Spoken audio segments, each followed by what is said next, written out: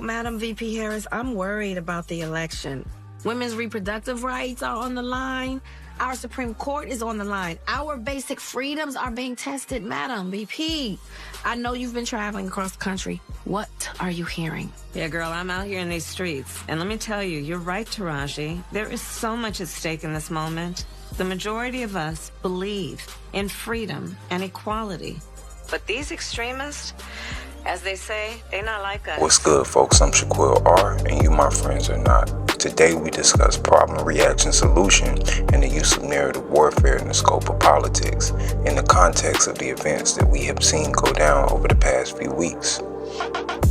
Months away, and tonight Vice President Kamala Harris launched her presidential campaign in an effort to secure the Democratic nomination and, of course, votes as well. While the Harris campaign is touting $100 million raised since Sunday's announcement, tonight there are questions about the money raised by President Biden for his election campaign. NBC4's Robert Kovacic joins us live now in studio with that part of the story. Robert. So, Colleen, tonight the Trump campaign is claiming the Harris campaign has violated federal finance laws by reaching into the Biden campaign war chest, accusing Harris of, quote, a brazen money grab. Some campaign financial experts tell NBC News that because Harris's name was on the original FEC paperwork, she can have at it. But the Trump campaign wants the FEC to refer the matter to the Department of Justice for prosecution. Meantime, Vice President Harris is hitting the campaign trail. Tonight, Vice President Kamala Harris holding the first rally of her presidential campaign in front of an energized crowd in critical Wisconsin, embracing her likely showdown with former President Trump. I will proudly put my record against his any day of the week. Pitching herself as a former prosecutor, going after her political rival, a convicted criminal. I took on perpetrators of all kinds. Predators who abused women, fraudsters who ripped off consumers, cheaters who broke the rules for their own gain. So hear me when I say, I know Donald Trump's type.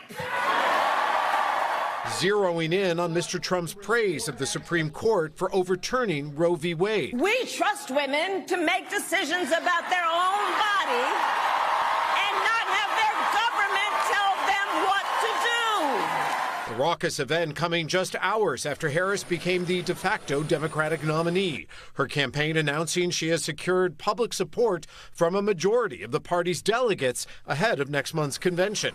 Tonight, winning another pair of key endorsements from the two most powerful Democrats in Congress. We are here today to throw our support behind Vice President Kamala Harris. And today, George Clooney, just 2 weeks after urging President Biden to drop out, praising him for saving democracy once again and hailing Harris's historic quest.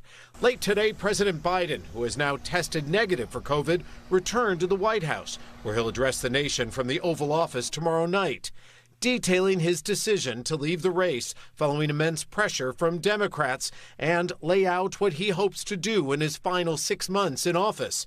That much more difficult now as a lame duck. Mr. Trump today off the trail, but on his new message, attacking Harris.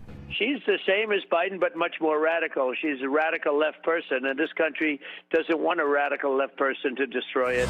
His running mate, J.D. Vance, overnight accusing Democrats of disregarding the primary process that President Biden won. Democrats are the ones who want to throw out 14 million ballots and not elect Kamala Harris, but select Kamala Harris. With a bunch of billionaires and Barack Obama and Nancy Pelosi making the decision instead of Democrat voters, it's disgraceful, and that's the threat to American democracy. Couple more. Remember, it's problem, reaction, solution. We have to look at who's giving the solution.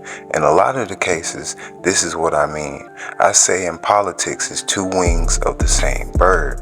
Either choices is equally as bad, and the solution is usually given by the party responsible for the problem in the first place. But to better explain, here's a clip. There is a company so large that some would say they run the world.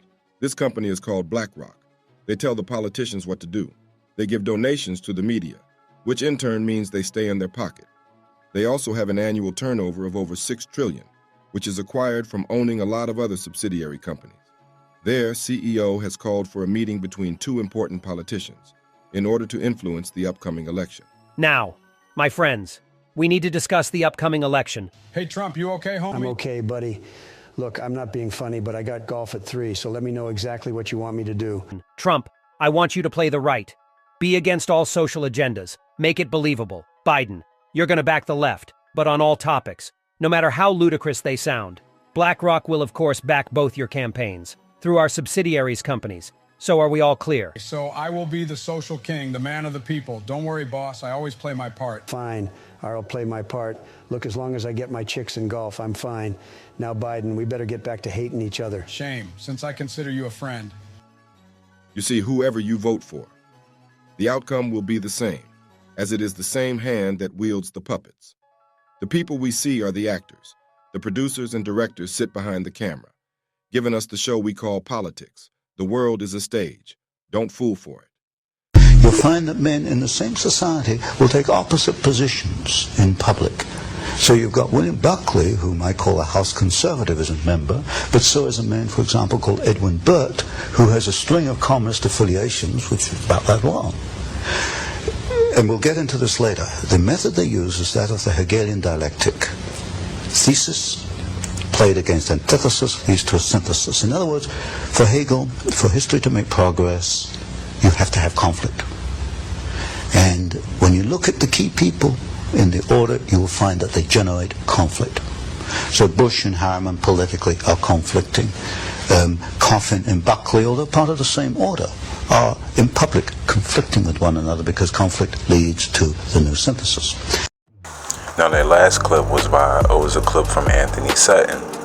Now what Sutton points out is the use of conflict to drive change, and what some may call progress.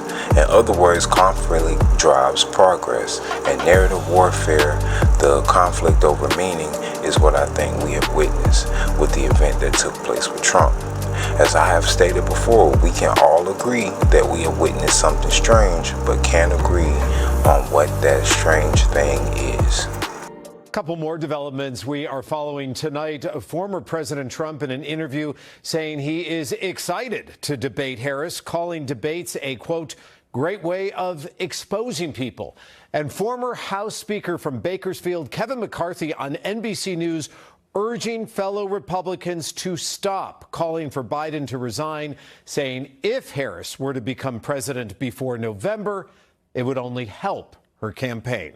I'm Robert Kovacik. Colleen?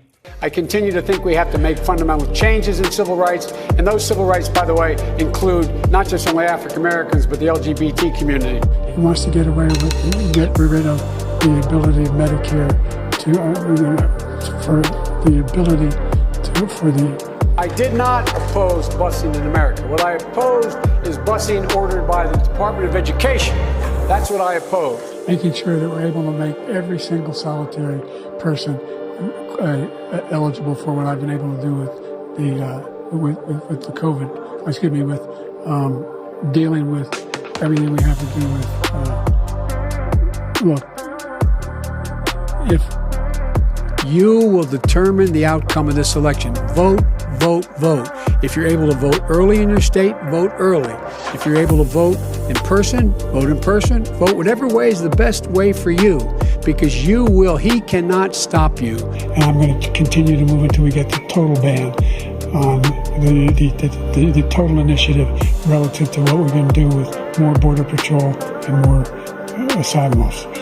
President Trump? I really don't know what he said at the end of that sentence. I don't think he knows what he said either. Look. But these extremists, as they say, they're not like us. No, they not. I don't believe it. I believe it's staged.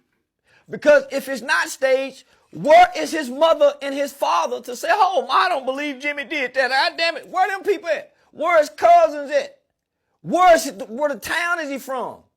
Where, come on, homie. If something was to happen to me, y'all gonna be saying something. Why none of his family, friends, why ain't nobody saying nothing? Why ain't they showing us his mother, his house, the room? Why? Why? They did it. Hold on, homie. Think about the DC snipers. Nigga, they showed us a lot of shit about Lee Malvo and John Mohammed. Why don't they ever show us nothing about the people who supposedly do stuff like this, homie? It's like it happened and there's no history to them. There's no backstory. Black folks, every time I turn around, I just get more and more sick of y'all. What in the hell are y'all celebrating? Y'all haven't seen Camilla this entire time. Camilla did the same exact thing the average nigga do when they know they're about to need you. Figure out a way to get in contact with you. She threw up a barbecue. Niggas been getting tricked for years with food. She allowed y'all to drink up all the Czech sodas that y'all wanted and take all the pictures with her that y'all wanted, showing nothing but gums and teeth. Half of the photos that y'all was able to take with this woman wouldn't have dare been captured in a photo with half of y'all if she didn't need you. She wouldn't dare be even caught standing beside some of y'all if she didn't need you. And y'all celebrating because she was able to raise up millions of dollars in 24 hours? When we got sisters and brothers out here in the world can barely provide food on the table for their families. People out here in the world hurting. And y'all in celebration mode over this fuckery. Honestly, I think the best thing for all of us to do is do like our grandparents taught us. Stop tending to other people's house and worry about our own house. Some of y'all are too focused on the White House. In fact, some of y'all are just entirely too grown. You actually seen plenty presidents make it in and out the White House with absolutely no change being made after they depart. So I don't know why some of y'all grown ass is celebrating like y'all doing. You should be crying. You should be actually focused more on your finances, because by now you should know that all of this shit is about money. And if you ain't got none, you don't even matter. Your vote don't even matter. Your opinion don't even matter. Your celebration don't even matter.